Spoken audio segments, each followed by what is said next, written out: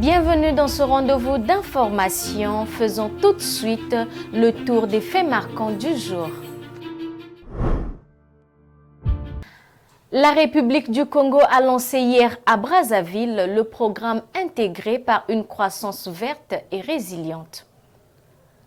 Ce lancement marque le début du projet visant à renforcer le rôle du bassin du Congo dans le développement humain et de protection de la biodiversité.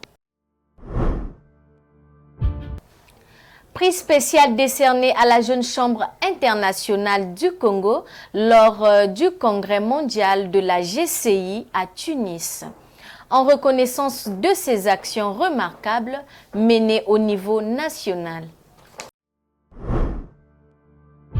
Installée au Congo depuis une dizaine d'années, la société chinoise Winghua, spécialisée dans la production pétrolière onshore, vient de lancer son usine de production de gaz associé. Le produit sera à la fois exporté et vendu localement. À Madagascar, le président Andry Rajoelina s'explique sur son récent voyage à Dubaï.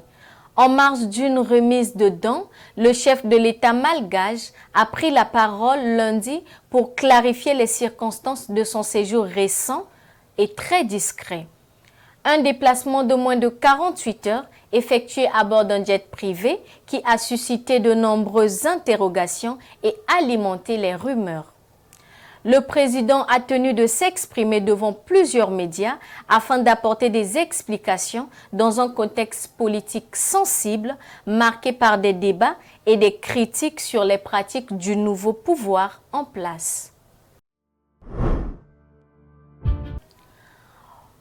Formation des membres du comité consultatif permanent de l'INPP à Boma sur les outils d'organisation locale afin d'améliorer la concertation en INPP des employeurs et de l'État. L'objectif est d'adapter la formation professionnelle aux besoins réels de l'économie. Toujours en RDC, l'écrivain André Yokaliye Moudada, au cours de son interview, a rappelé l'importance de la rumba congolaise. La rumba qui autrefois était une sorte d'épopée et de résistance est devenue un levier de cohésion sociale. C'est tout pour ce flash, mesdames et messieurs, merci de nous avoir suivis et à très bientôt pour un nouveau point d'actualité.